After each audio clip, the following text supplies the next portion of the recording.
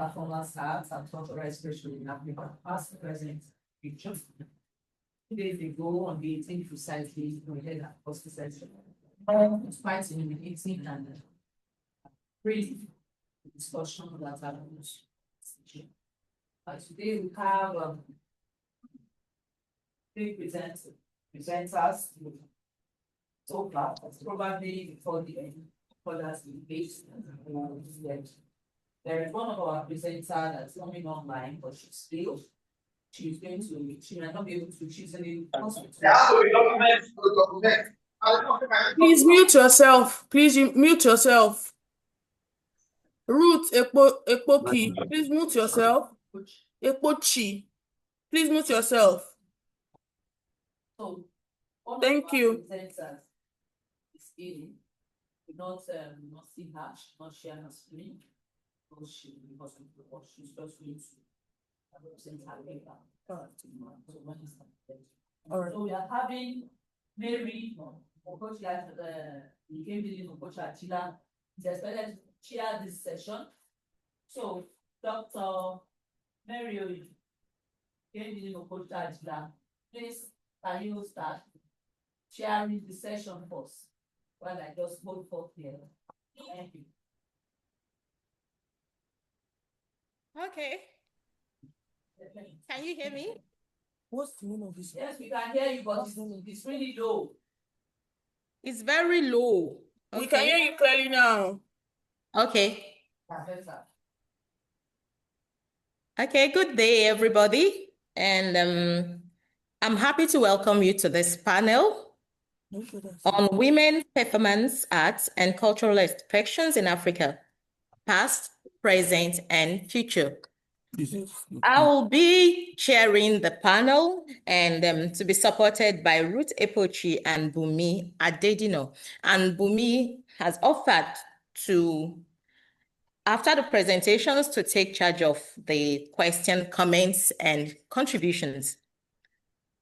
We have 5 presenters, and I would like to know if the 5 presenters are all available for the panel. You have the first will be Female Performance in Yoruba Traditional Marriages by Glory Omoye, Ogun State Institute of Technology. Please, I would like to know if she's available.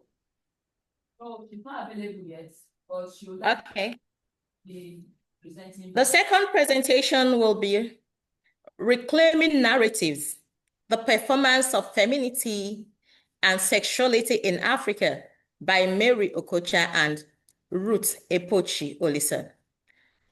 And I know this will be done virtually, so if Glory is not around, then Ruth and Mary will be the first presenters. Then we have Cultural Discontinuity and the Moderation of Tradition, an appraisal of Julie Oko's Edewede by Isaiah Ode, Ambrose Ali University. Is Isaiah, okay, Isaiah is around, I can see him. So you will come to Ruth and Mary. And then we have Ubiaja Hio Dance Drama, From Orality to Modern Stage Performance by Juliana Omoifo Oko, Dennis, Osadebe University. Is Juliana around?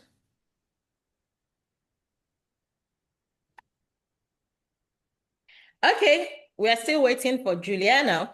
And the last presentation will be Women, Performance and Traditional Drums Construction in Lagos State by Temitope Oluwatosi Bukola, Lagos State University. Is she around? He. Sorry. Okay. So each of the presenters will have 5 of them, hopefully, but for now we have 3 on ground. You have 10 minutes for your presentation and 5 minutes for questions, comments, and contributions. I don't know if you want us to take it everything, then we can have the comments and discussions, or we should take it one presenter, then his or her comments before we move to the next presenter. I'm open. I'm very democratically open. Take questions at the end of all presentations. Yes, that's the one. Okay, that's my idea too. So we have the presenter, so each one will be able to finish their presentation before we have the comments and the contributions. So if the first speaker, Glory, is not available, let's have the second presenters, Mary Okocha-Ajila and Ruth Epochi Olisa, presenting Reclaiming Narratives, the Performance of Femininity and Sexuality in Africa. Thank you, Mary. Good morning. But please, can you share your screen? Share our work on your screen, please.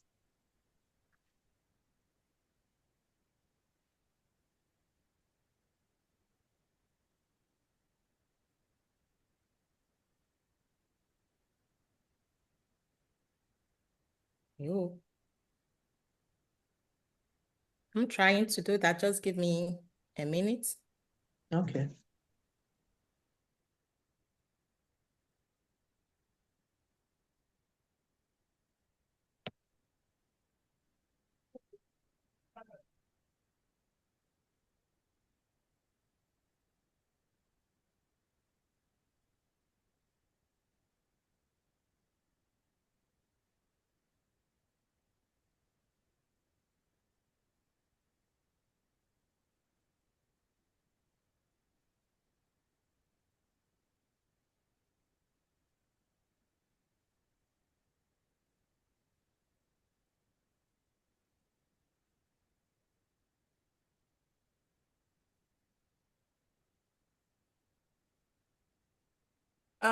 Dr. Mary, can you please be quicker because time is not on our side now.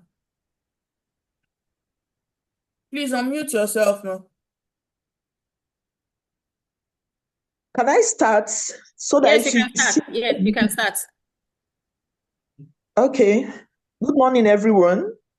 We are talking about reclaiming sexual narratives, femininity, sexuality, and cultural expressions in African society. It's a presentation by both of us. Now, what are we going to do? We are going to examine how African women resist patriarchal ideologies and reclaim sexual autonomy through cultural expressions, focusing on selected African films. Our introduction.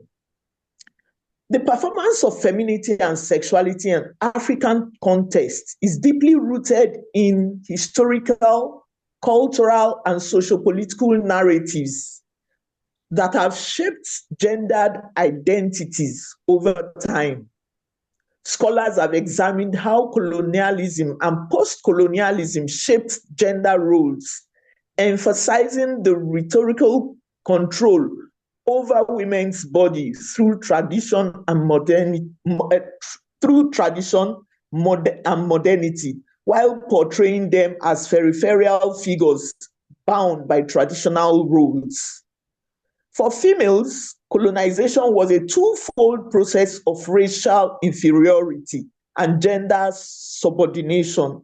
The creation of women as a category was one of the very first accomplishments of the colonial state. This is according to Oyeyemi Oyeronke in our 1997 work on gender. Now, colonial legacy has powerfully shaped contemporary African gender relations and continued to constrain women's life. Amina Mama, in a 2001 work, wrote that it is therefore imperative for post-colonial African societies to continue negotiating these imposed structures, leading to complex performances of femininity that blends indigenous and contemporary influences. Now, our research questions. How do selected African films portray women's sexuality and agency? In what ways do women perform gender and resist patriarchal expectations in these films? How does cultural context shape femininity and sexuality in African societies? Then our research objectives are to explore the intersection between women's sexuality, cultural expressions, and femininity in African society. Secondly, to analyze how African women use performance in film to challenge patriarchal norms. Then finally, to situate African women's experiences within their unique sociocultural realities, moving beyond gender construction. Our theoretical framework. We are using African feminism. This prioritizes indigenous cultural context and focuses on African women's lived experiences. We are looking at Naimeka Obioma's 2004 work on nego-feminism, Catherine Acholonu's work on modernism, that was published in 1995, and William Leslie's work, Stiwanism, that one was also published 1994. Then we are taking Judith Butler's gender performativity. Gender is enacted through repeated performances. We are looking at a 1990 work on gender. Then Oyemi's critique, which challenges Western gender categories imposed on African society. We're also looking at a 1997 work on gender. Our research methodology. We used qualitative analysis using contextual and textual film analysis. Our primary films are Adire, 2017 by Shola Adido Oladotun, then Ijakumo, the Born Again Stripper by Tony Abraham and Tony Joseph. Then we also picked scholarly articles on feminist text and cultural studies. Our literature review. Now, gender and sexuality in African cinema, scholars like Tuchap, 2001, 2011, and Takwe, 2003, explore how African films interrogate societal norms and offer spaces for gender discourse. African feminist scholarship, looking at works of Naimeka Acholonu and Ugudipe Leslie, which highlights the importance of situating feminist analysis within African sociocultural realities. Then we also looked at studies by Abram and Mama, which stress that the power of cultural performance in challenging hegemonic gender roles. This is about performance and resistance. Then femininity is a social construct. One is not born, but rather becomes a woman. This means that gender is reconstructed over time. This is from de Beauvoir, his 1949 work. Then we looked also at gender performativity by Butler, which says that gender identities are socially constructed, continually reinforced, and occasionally subverted by performance. Let me go through the films. Ijakumo, the Born Again Stripper. This film explores a woman's confrontation with religious hypocrisy and societal double standards. It has themes like female sexual empowerment as a tool of resistance and deconstructing the narrative of women as passive moral objects. Then the performance as resistance. We saw that Sharon's identity, Sharon is the stripper, becomes a site of control rather than shame. Then looking at Adire, which talks about a story of a woman whose journey to reclaim our identity and sexual autonomy. I can't go deeply into these films because of time, but I would advise that we go back and look at it so you understand what we are talking about. Now, the things there are resistance against patriarchal control, emphasis on indigenous knowledge and self-definition, then the importance of unity and sisterhood. Then finally, African women's virtue in sexuality. We used visual techniques. They used visual techniques, which we saw, and it's symbolic because it uses traditional fabrics, that's the adire, to signify cultural pride and femininity. The implication of our research. Our key findings. Our key findings are that African women resist traditional gender roles, emphasizing modernity, reproductive function, and subservience. Secondly, sexuality is portrayed as dynamic and self-defined, while performances and public self-expressions are powerful avenues of resistance. Finally, African femininity and sexualities are complex, diverse, and historically specific of African women's experiences. The implication of our research are films provide a platform for African women to challenge societal norms. Performance arts can be crucial for personal empowerment and community transformation.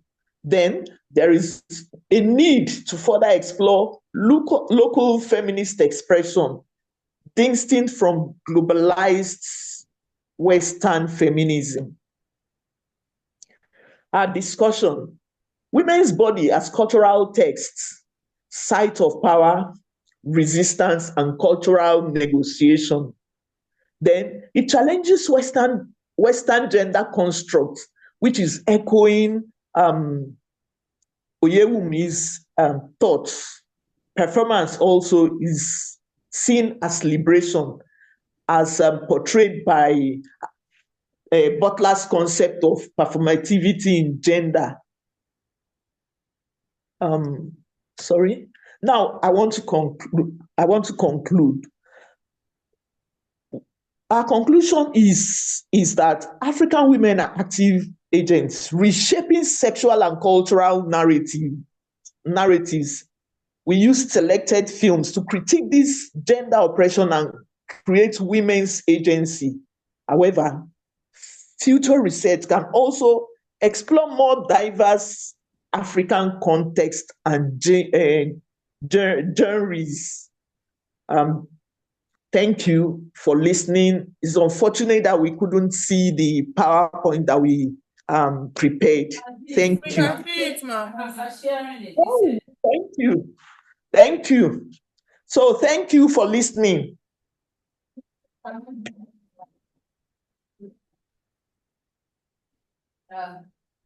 Thank you very much for that presentation on performance and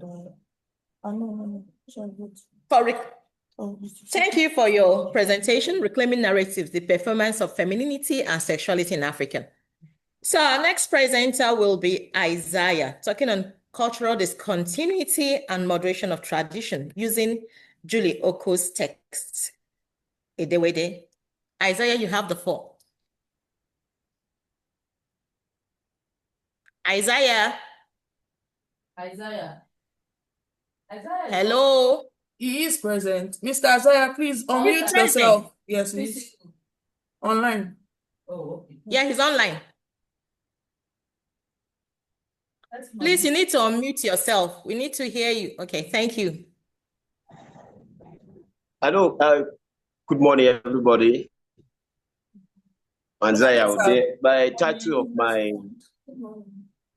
my presentation, Cultural Discontinuity and the Moderation of Tradition, using Oko Julie Idewede. I'm sorry, I'm not going to be able to share screen because as of now, I can't see. I have issues, so I was not able to put up a PowerPoint or so. So I'm going to just be talking based on when I was researching what I was able to get. So as I'm looking at you now, I can't really see you. That's it. Okay. Cultural discontinuity, moderation of tradition. Why that? And why Julie Oko's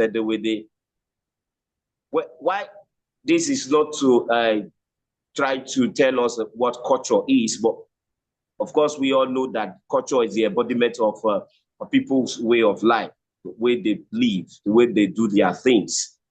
And paradoxically, why culture is a way of life of the people, it is also the same people when they come to realize that their culture, their tradition is becoming oppressive, maybe as a result of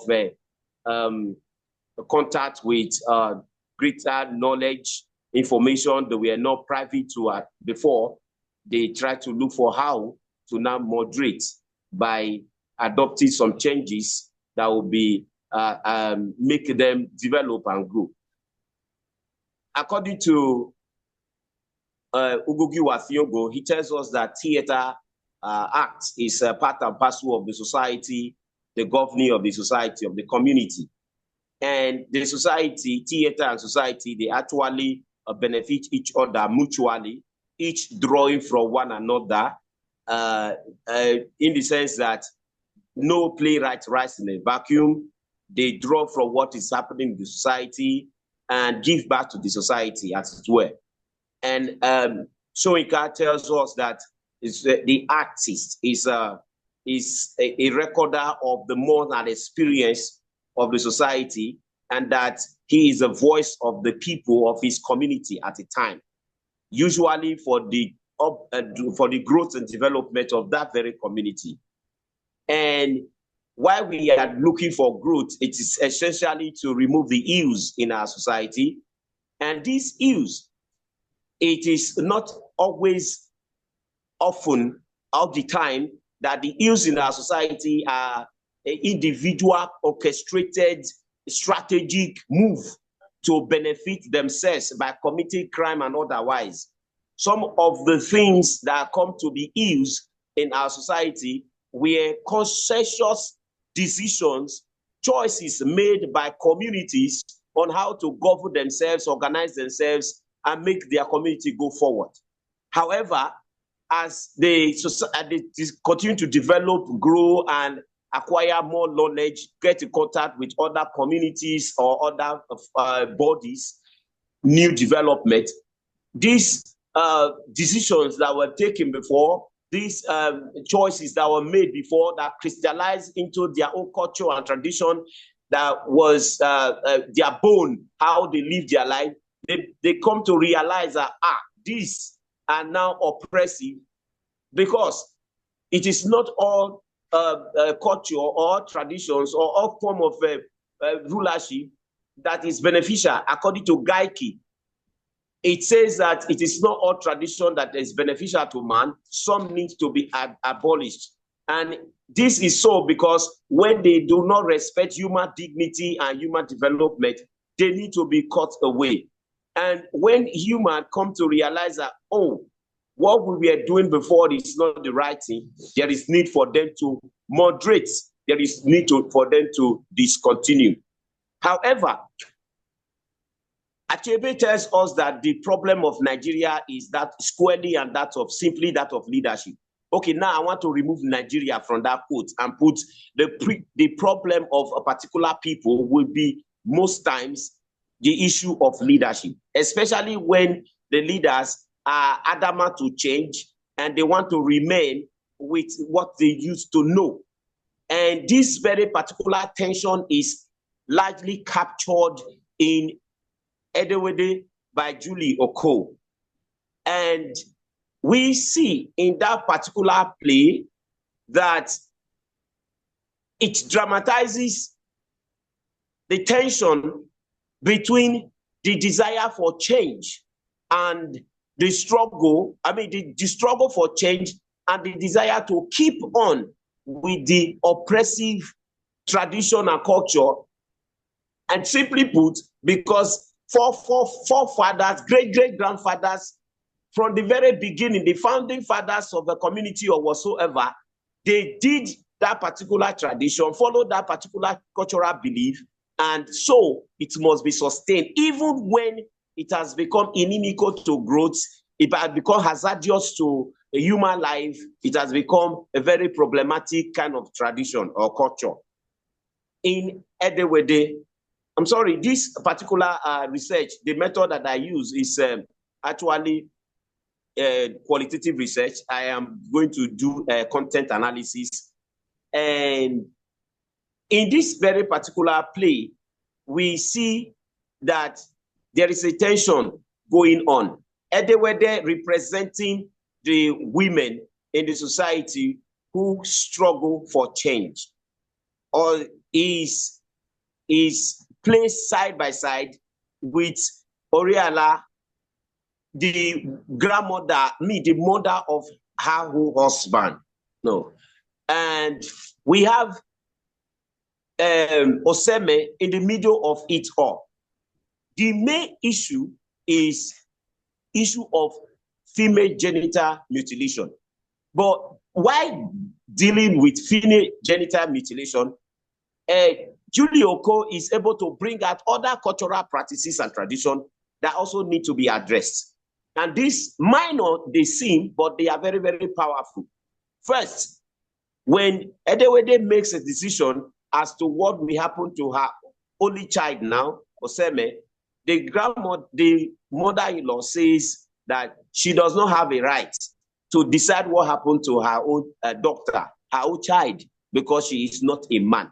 First, that needs to be addressed. Although presented softly, but Oko Julie was able to help us to see how, with the conviction that even though I'm a woman, this child is my child, and she was able to make a decision that if it affected positively the life of her own child at the end of the play.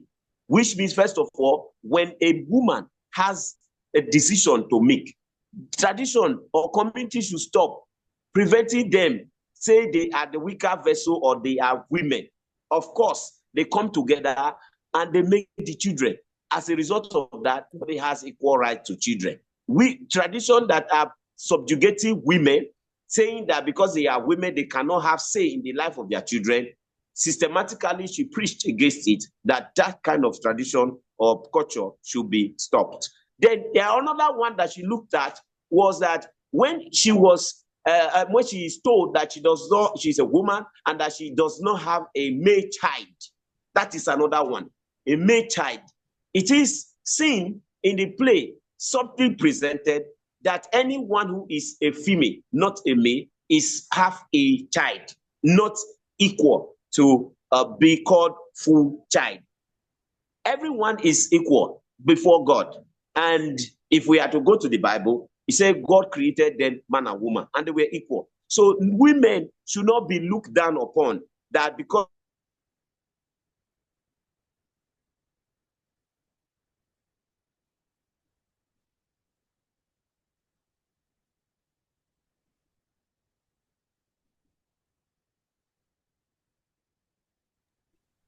I think we're having, okay, he's back. So, can you hear me? A call came in, please. Okay, now you're back. We can hear you. Okay. Now, the other one that she also talked about was that Edewede gave, according to the play, because the play has a very late point of attack. So before now, Edewede had given birth to a male child, and that when he was born, the umbilical cord was wrapped around his neck. As a result of that, the child was considered an evil child. Because of what? Because of their own low level of understanding, that when the umbilical cord coiled the neck of a child, he is seen to be an evil child. And even though the child cried, he was not helped. They should have just removed the umbilical cord from his neck and he will survive. but they still saw him to be an evil child. As a result of that, he died. That is another point. Isaiah, you have just 1 minute to round up. Okay, in this very play, which is the main focus being the female genital mutilation, she was able to, with the help of Mama Nurse, educate the people the evil that female genital mutilation caused, like VVF, like AIDS, HIV/AIDS.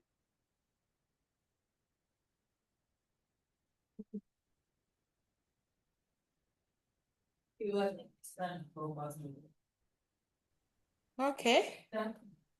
And they stop that kind of barbaric act. Everybody becomes equal. They now abolished it in their community. And one of the elders says, since the elders, we are the one who make our laws, and the gods are not with us. When we make this law by removing female genital mutilation, since it does not make us less a man, less a community, we can do that.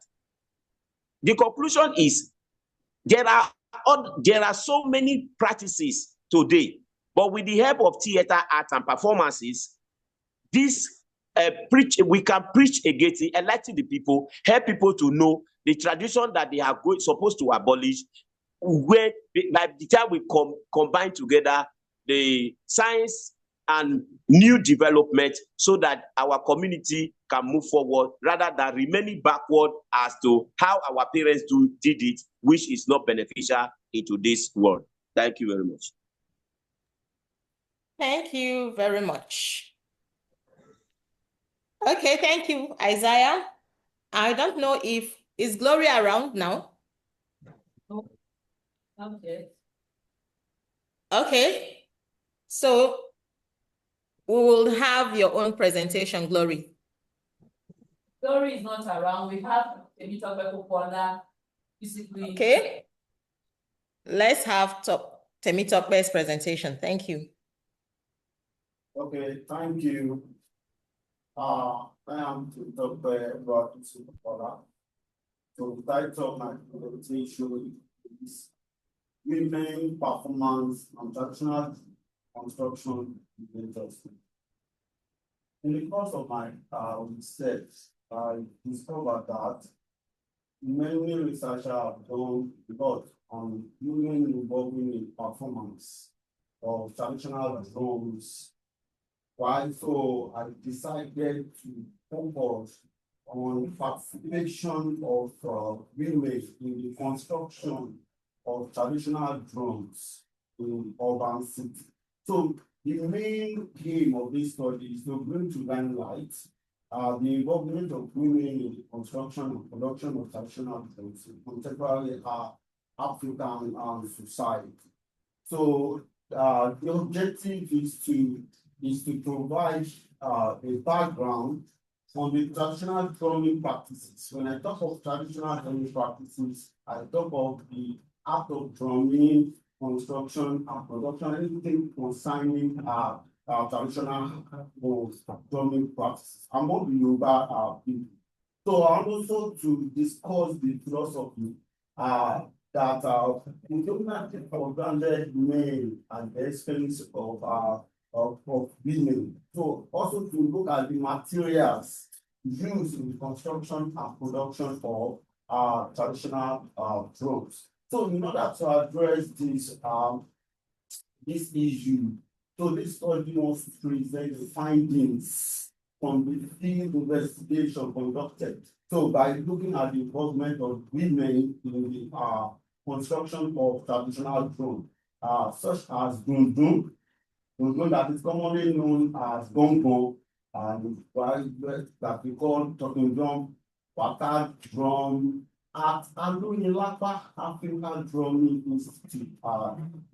So, there is information on this involvement of women, this practice in contemporary society, in-depth interview and participant observation method were employed when using recording videos were used to capture where women are involved in traditional construction of traditional drum. So looking at the historical and cultural context of traditional drumming system among the Yoruba people, the training of traditional drummer in the art of drumming, construction and production of traditional drum is essentially an indigenous knowledge, usually passed down from one generation to another within a confine of an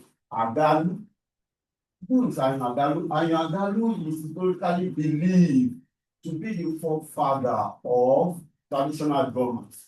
It's also regarded as the deity spirit of traditional drum and the guidance spirit for all drummers. So in the light of the traditional drummers adopted these spirits, Anyo as a sign of homage to the spirit of Anyo that qualifies them as the custodians of traditional drum. So when we hear Anyo Tunji, Anyo Funke, Anyo Tokwe, Anyo Bumi, and so on, these people are descendants of Anyo, and that we told the training and the practices is meant for this family lineage alone.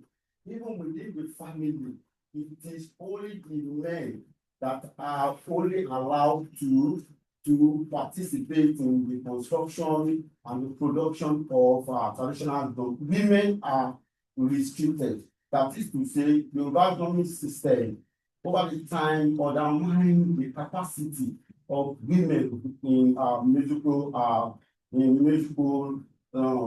landscape. So in other words, construction and production of traditional drum is dominated by men due to patriarchal ideology and methodology, restricting women from participating. Because in my interview, I was asking questions: who started it? Where does it come from? Why? Although they said a lot of reasons why women are restricted, and I want to go by Idamu 2008, who asserts that when our forefathers were restricting women from being close or participating in visual music or playing some musical instrument, it is not for evil, but for protection. Their belief is that women are especially rated with certain spiritual power to create and defy. So therefore, their church in any form is capable of defining the potency of certain traditional medicine, particularly when she is on her period.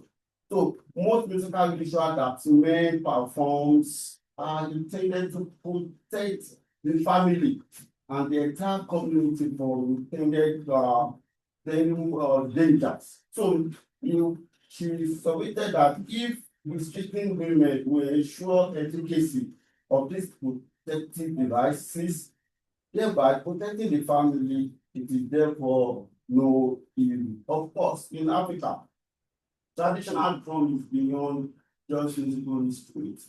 Of course, it has spiritual connotations, using it to appeal to God, community. There are a lot of ritual attached to drums, such as dundrum, battle drum that we play all around that. But it has undergone transformation.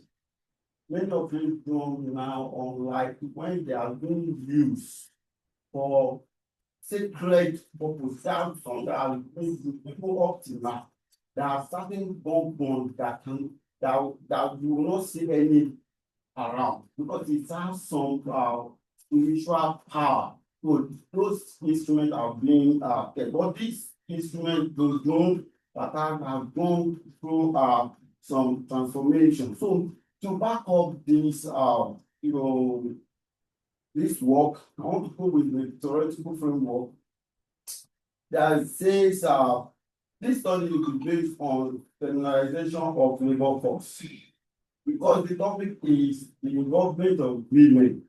You will see that in recent times, women have started challenging some men-dominated professions. So this theory of familiarization of labor force was used by the standing of the International Labour Organization in 1989.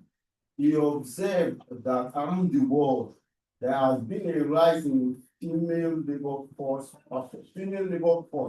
participation and a relative, if not absolute, fall in men employment as well as penalization of many jobs traditionally held by men. So he was explaining the theory that the shift in gender rule where men were the only one doing all this construction of relating to the traditional glory practice. So there is a shift now in gender role. So this theory is germane is germane as women are involved in construction and production of traditional goods, which are male-dominated professions, facilitated by established training centers such as Alunilapa African Drumming Institute. So this story becomes relevant as it presents to gain new insight as women ventures into construction and production of traditional drums in urban cities. Because if you look at it critically, this traditional construction of drums is being done in most rural area, in the village. But now there is a transformation. People are moving from villages to city. So many of these things, and women make use of this to challenge the patriarchal nature that has been undermining their capacity to participate in construction and production of traditional drums over the years. So the involvement of women in the construction and production of traditional drums came as a result, as I've said, as a result of established training centers. I can remember when I was doing my AC and my final year, I chose to work on drums. So I was asked to get a place where drums is being made. I was to work on how to do that we commonly we call gombo. So I searched through because I live in Lagos, I was looking around whether I was going to get a place where this thing is being done. But I couldn't. I have to contact somebody in Ogun State. They have to tell me, oh, there's one Baba here, but they said Baba usually is surrounding, just say, doing all this. So all these things were done in this village. But until now, all these things you cannot find them in other cities, you cannot find them around all. With the help of these established training centers, you can see them in shops and see them handling their drums, see people around learning so training center just like Alunilapa African Drumming. So Alunilapa African Drumming, which is my kids study, open new ways to preserve rural indigenous knowledge system among those that population, including women, unlike before that they are being restricted. And they have been trained in the art of drumming, performance, and the construction of traditional drums in Lagos. So change in traditional drumming practices is dynamic. It's a dynamic process influenced by factors and trends such as civilization, education, urbanization, technology, and other societal changes. This development creates opportunity for growth and adaptation, enriching traditional drumming practices and ensuring its relevance in contemporary society. Let me quickly, because of time, move to my conclusion. But to address my third objective, where to look at the materials used in construction and production of drones. The major materials were captured, like our ilu. It's not all the awọ that is being used for drone. There are specific awọ, and this awọ goes through some processes before it could be used for drone.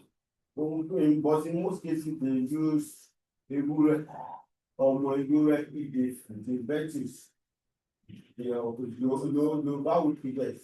call it ọ̀lẹ̀.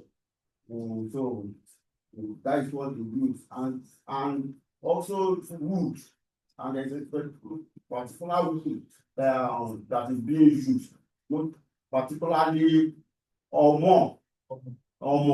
Thank you, omo wood, and some other tools that are being used, blades, scissors,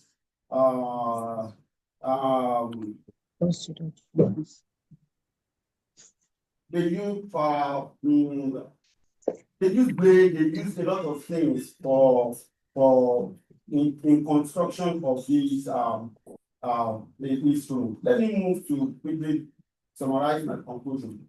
In the involvement of women in the construction and production of drones create an opportunity, as I've said. I want to say that women are challenging this age-long dominated profession to make their own contributions,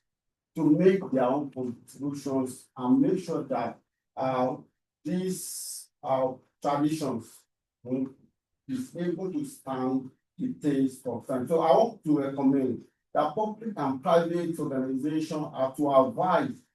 Public and private organizations are advised to collaborate with these training centers, such as Lapa and Journal Institute, to preserve our indigenous knowledge system for prosperity. Thank you. Okay. Thank you very much. And we thank all our presenters. So now, since we don't have the other presenters, Julie and Glory, we'll move to the question, comments, and contributions, which will be handled by Bumi Adedino. Thank you very much. Thank you, Mary.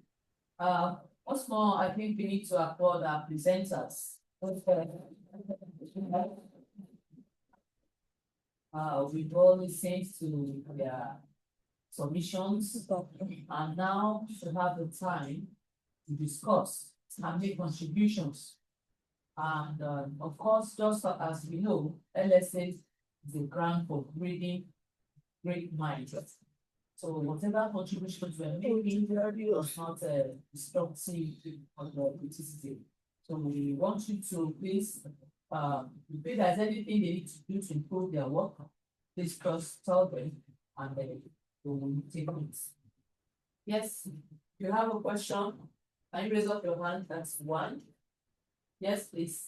This is about women, and I think 80% of us here are women.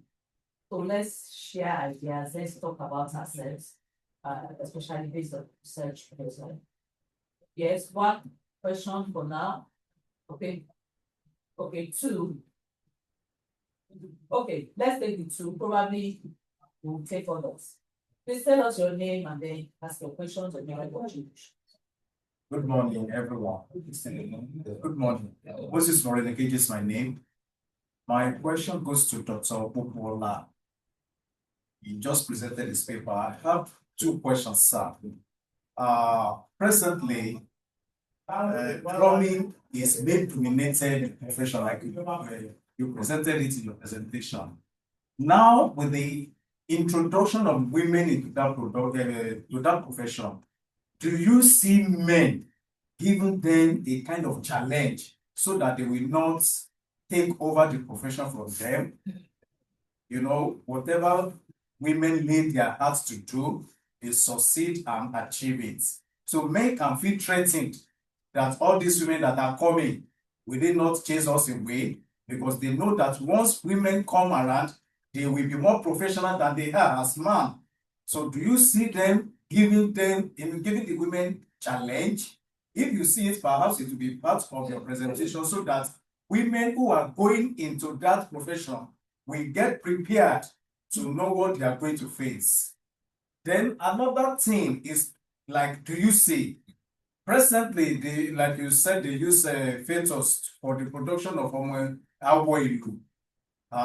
Now in the era of technology, is there a possibility that instead of using that, the technology will advance and we'll be able to produce something else for the production of oil? Those are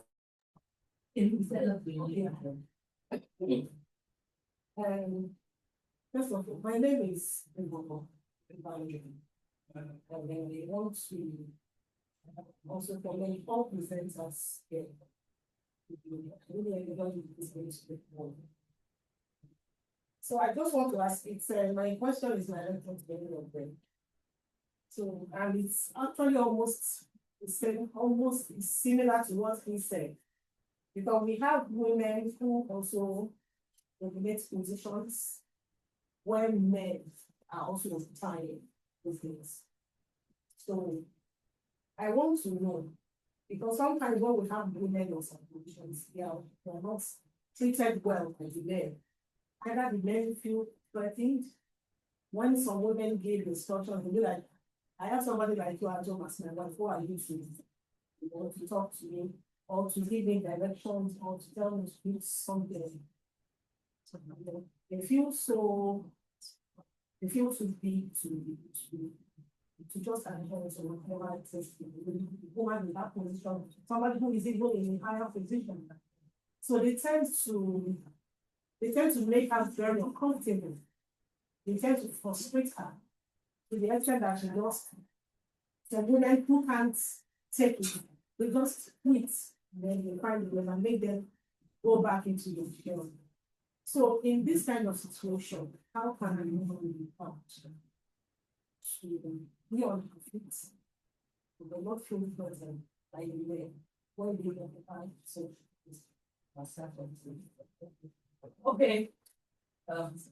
I think the first question is actually directed at so I think you take that first. Okay. Thank you.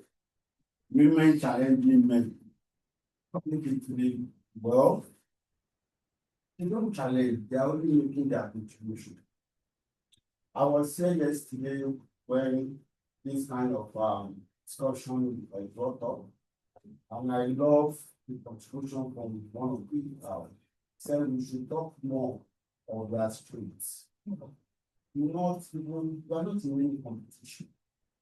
Because if you don't participate, come on, please go. In fact, there are men.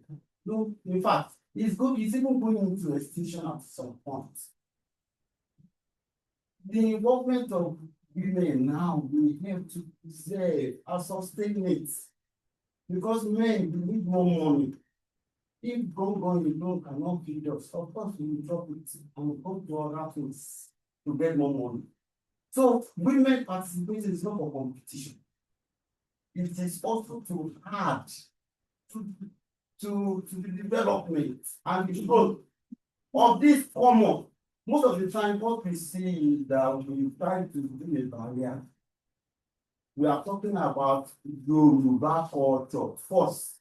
That should be our focus. How do we preserve? There are a lot of traditions and customs. A beautiful one that have gone into extinction. Not because you challenge but it's not for challenging, but they are not into any competition. Of course, they are to help it with the tradition to grow for posterity's system. So technology instead of ours, yes. Of course, my discussion is involvement. It's tailored towards their involvement. So was not, I think has question towards that branch, that whether the hard work can be replaced.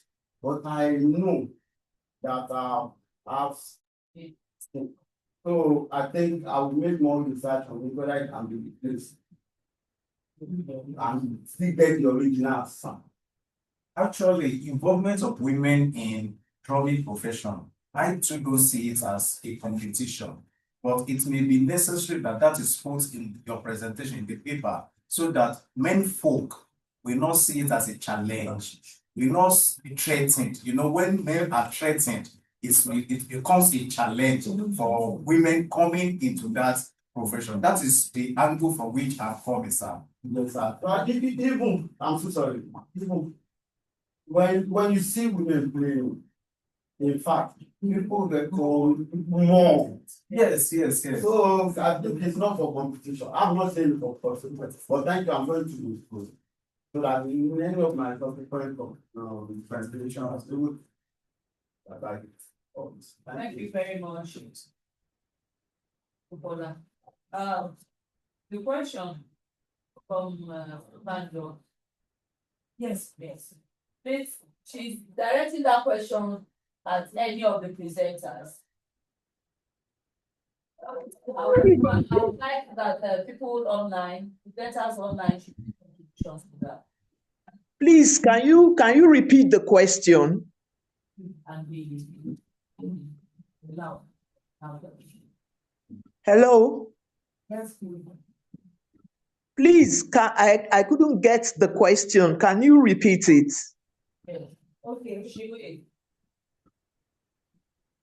Just speak, ma'am. Okay, so I was saying that women who are dominating positions that have in the past been occupied by men, when they find themselves in that position, and then some men find it difficult to give them their respect, their due respect, because they believe that they have them as wives at home, and then they do not want to them, thereby frustrating their office to the extent that some of them end up quitting their job or we just send them back into their jobs.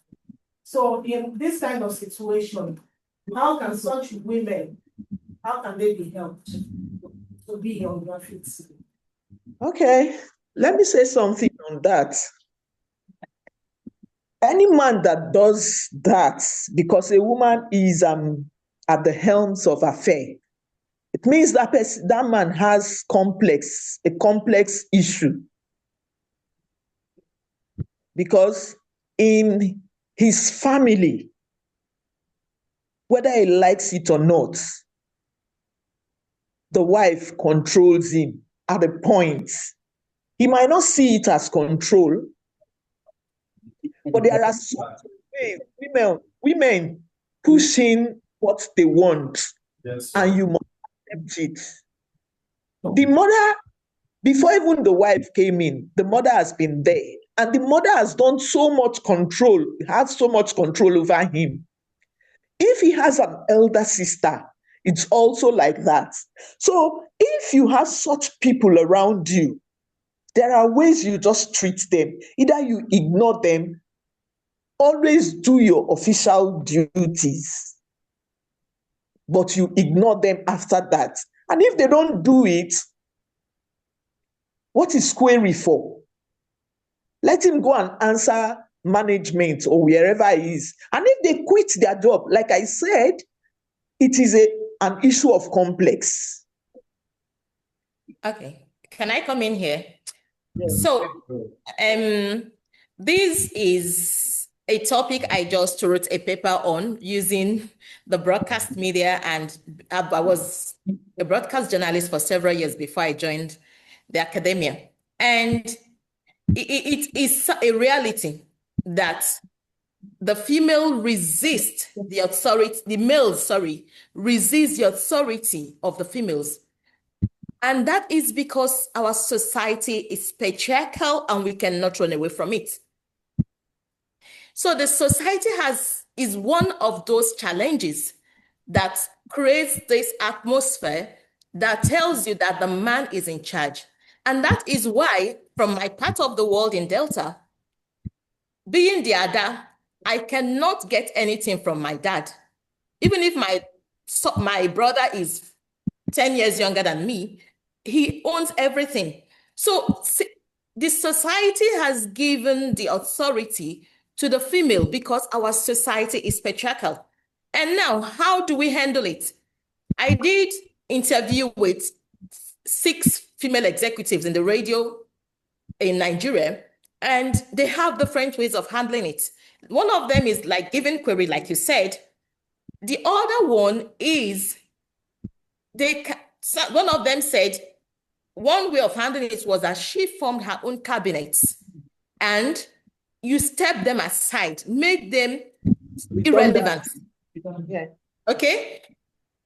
Then another one said you can transfer them to another station. If you work in a station where you have like Radio Nigeria, you have state stations, you have different stations, you can transfer them. Because a man being in charge of his home in our society finds it difficult to take up the authority of a female. And I've seen it where they say, I have your kind at home, talking to your superior officer. So it's something that we need a reorientation. Our society needs a reorientation.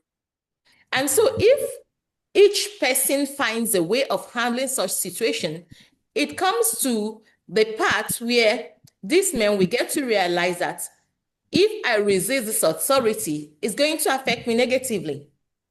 And so they're going to decide, do I want to keep my job? Do I want to be redundant? Do I want to get a query? What do I want? And then through those means that these women have been able to use over the years, because the people I interviewed were female executives, the least of them had 20 years experience in the media, some 35.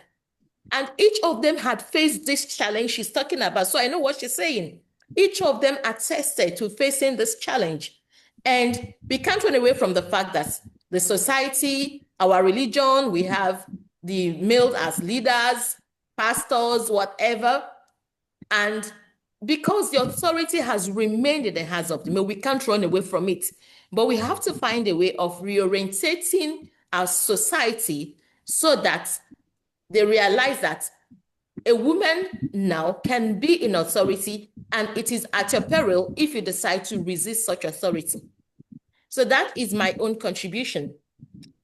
And then for my second, before they was talking to Wisdom about, someone asked about the interest, resisting the interest, challenges of male seeing female as challenges. See, it happens.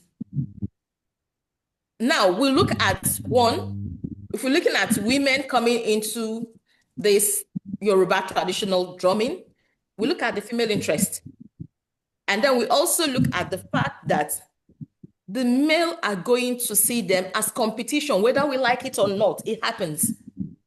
Now, what we can do is, what I would like to do if I were researching such is to find female drummers and find out their challenges. If I can, because it is not about talking theoretically, it's about actually knowing what challenges they face. That is the only way we can tackle it. We can say, oh, it doesn't matter. Yes, when I see a female drummer, I'm excited. It's like when I see a female taxi driver, I will want to get into her cab. I will be excited. It doesn't mean that the male don't see them as a challenge. They do. So what I would have done, if it's my research, is to meet these women, ask their challenges, how they have been able to surmount it, and what they think can be done to help make the atmosphere conducive for them. And in that way, we're not talking theoretically. We have hands-on knowledge of what they are facing and how we can solve it. That is my own contribution. Thank you. Thank you, Mary. Now, quite quickly, please shed light on 4 questions that were raised. Okay, I have the contribution question. Yes, Precious.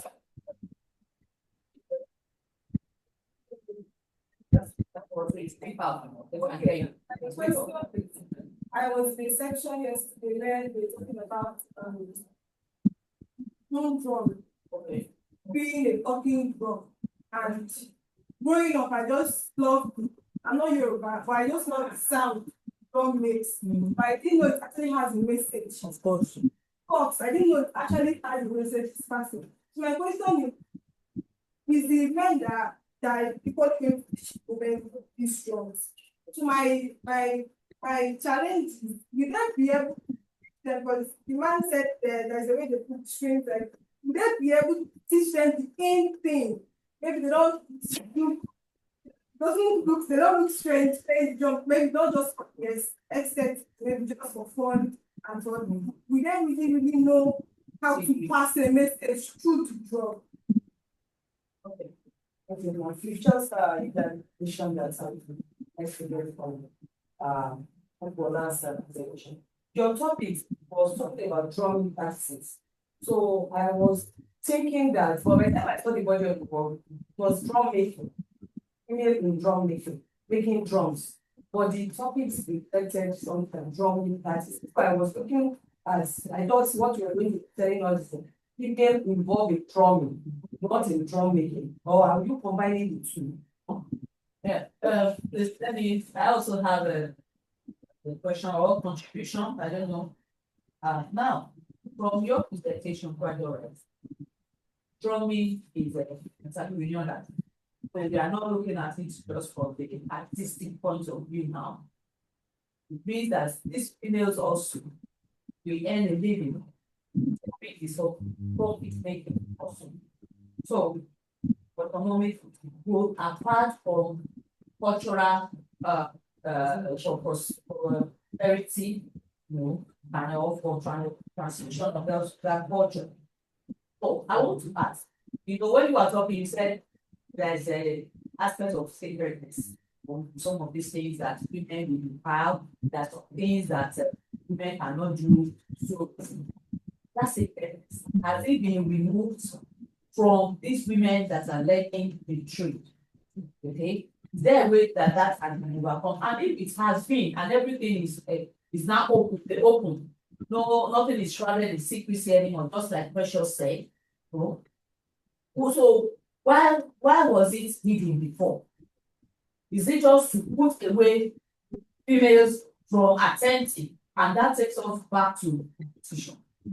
You understand? So I want to know whether those things have now been demystified and females now know what to do and how to do it, apart from what we see, apart from the drum. Then, so Isaiah, he's no longer there. Okay, Isaiah, are you listening? I'm here. Okay, thank you. Yeah, about this issue of, one thing that I know for certain is that women and men will always be in dialogue in the end of time. Yes, because we are two separate entities. So our makeup, our perspectives, our physiological form, everything about us are separate. What we are just doing is to be together, to stay together amicably and allow our strengths, our weaknesses, our differences, complement one another. So we are two different people. So there will always be issues. So when we come to the goal, we are talking about females making decisions on their child. I know for certain that in families, for instance, when a major decision is taken concerning a child, the father wants to be the one to sanction that decision. If not, if anything goes amiss, the woman will be in trouble. I have a particular instance when my sister, when I encouraged her child to come to our place and study a particular course. Then we were in College of Education, but we were running the degree program with our grades. I said, let this child come here and do this. And the father and my sister had gone all out, got the money to pay, for acceptance, and then the husband called her while she was there. I said, look, if anything happens to this child while he's there, you will answer for it. Meanwhile, that issue had been on at home. So people that are attending University of Ibadan, that why must you go to educational institute? I mean, college of education. Go and get, they want you to be a teacher. Others are medical doctors and lawyers. They have to get. So based on that, even though it was from a myopic view, my sister had no choice. And he called his family. She's not the man, though. She's not the one taking all the decisions. I've left the child in her charge. Care of her. But if anything happens, you will answer. So you see that so what I'm just thinking of is how do we as women, how can we take some stand, especially when we know this is right and we help the children or we help the local without appearing to be maybe to try to be equal, let me use that word, or appearing rebellious. How would you advise? Okay, so let's start from the top way. Thank you, ma'am. I want to start from your own question. I want to submit that there is one thing that is constant, and that's change. So I want to go by a detailed solution. On his account, said that change are necessary in Yoruba traditional ways to reflect our flexibility and the flexibility in the social religion in which music provides for creativity. You will agree with me that it's not only in music or in drumming. There are a lot of things that before now we really dare not. But now there is literature. I have even mentioned it that this thing have gone through transformation. I do a lot of things. Before now, this drums were physically for ritual. Compared to where the society is now to what works, terms of civilization. Even with online, they can learn all these things. Civilization have gotten up that without going to any institute, any centers. You can engage and learn online. So I think it has gone through the form of transformation, and all these practices are being adjusted with the flexibility to make sure that people doesn't die. But if they keep on, I want to cite Ibude. There is a scholar Ibude. He said he noticed in his work that traditional drummers have started migrating from urban city to from rural city to urban city, neglecting the drums in search of regional pastor. So if they are running away from rural area to urban city, searching for regional pastor, and women are not challenging or taking advantage, before we know it, this thing will go into extinction. So I want to say that just flexibility and change in traditional plan. So that is how I can answer that. And let me go to the other question. Yes, during my research, I had some questions. I was asking the female, how are you coping? And I visited, apart from my focus, my place of focus, I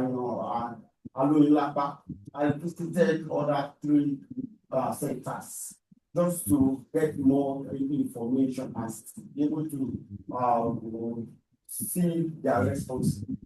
Most of the responses I got was let me say good, because some of the women, almost all of them said, why? They are giving us platform. In fact, they are even treating us well.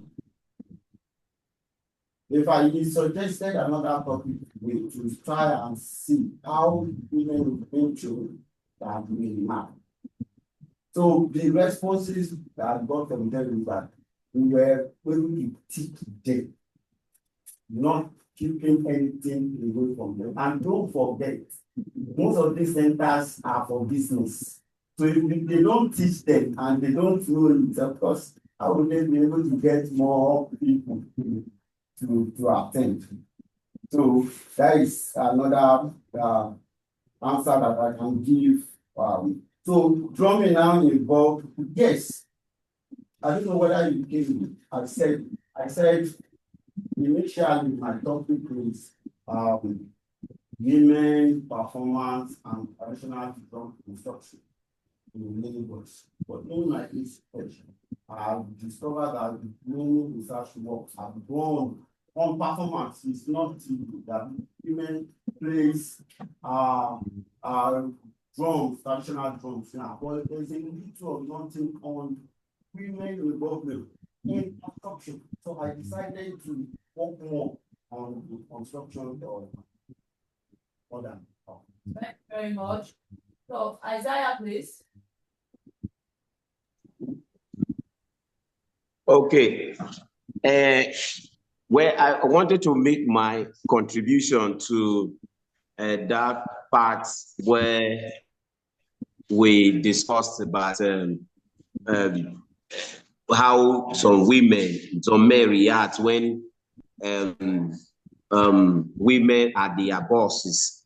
I mean, I wanted to say that aspect before this question came in. I don't know if I should still say something about that or I should just go ahead and answer my question. So say it, then you answer your question. We still have time. Okay, this is it. I want to bring in another dimension. This one now will not be focusing on the women per se, but I think it is connected. I want to say that it is not only women who suffer from that kind of oppression, so to say, in the workplace, any institution. Younger colleagues, maybe they are young in age and they are just in this, they just came into the system. If they are male, they also pass through that kind of resistance from those who have been there and or those who are older than them. So when they make contribution, they are asked to their pedigree. They are asked who they are, who they think they are, that they can make some such contribution. So sometimes we know how to Africanize, I use that word, institutions that are supposed to guide us. So what do we do? Do we not say because I am inexperienced or I'm young, when you know that what you are saying, you are following the guidelines stated by the established by the institution, we will no longer make. No, we follow the guideline of the bringing it to women is in charge. She is guided by the constitution of the institution, whichever institution. So the person has to rely on that tone with the governance or the decision or the operation of the woman. Definitely is against, as a woman, the institution, not against the woman. So, please round up. Okay, now to my question, to answer my question. So my analysis is on what is presented in Julius Oko's Edewede. Of course, North want to be shouted at, but in that very play, she present issue to the man. She actually discussed with the man, reasoned with the man, and called him sweet names, explain her reason. lay it bare, secret. But then, when she is very convinced that what the man is in support of, the man became docile. But if you become docile and she has seen that the life of the child is at risk, at that time, being confrontational is not out of place if that will save the life of a child. But first, dialogue, reason. It was only when the mother-in-law insisted that she not took the harsh side, that is the confrontational side. So women can, it's not only the women. Whenever we want to present something in the family, both man and woman, they are supposed to reason so that they can coexist peacefully.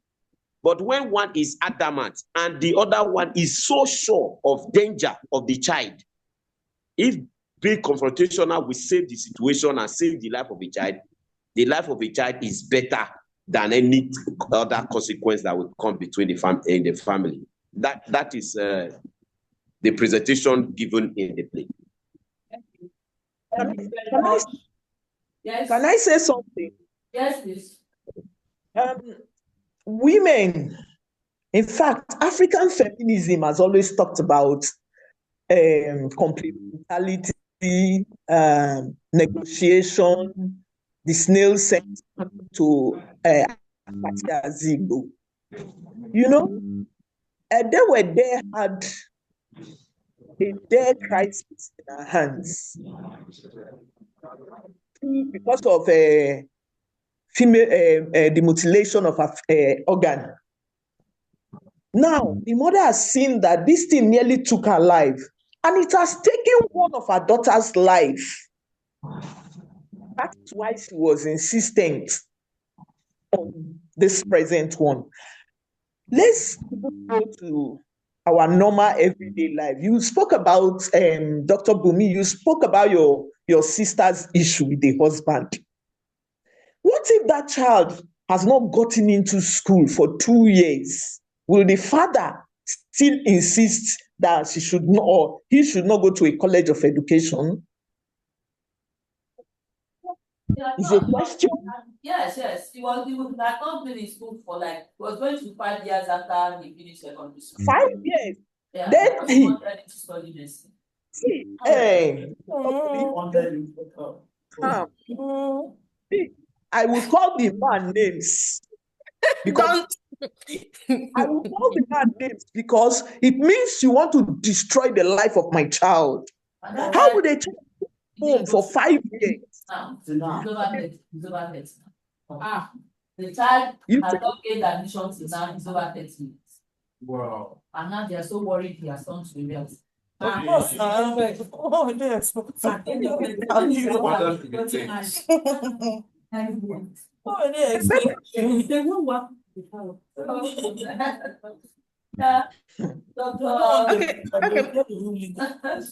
It's a sorry case. Chairman, please flash. Okay. Yeah, thank you. Thank you for all the contributions. And on the last issue about women resistance, there are 4 words we should look at: rebellion and confrontation, then resistance and negotiation. Okay, so rebellion and confrontation are on the extreme, while we have resistance and negotiation. Now, sometimes the man might not listen to us, but we can get people who he can listen to and let the family come talk to him. And you remember female resistance and then negotiation. I'm thinking about right now, The Diary of a Mad Black Woman by Tyler Perry. The woman gave up, but with family support, she was able to gain herself back. Sometimes we need that too, to get back and talk sense into these people. Okay, so that has been an interesting session. I want to thank everybody who has contributed and who has been here with their presence. Our next session will be at 12:45 p.m. and I would like everyone to attend, and I hope we have another interesting session. Thank you all.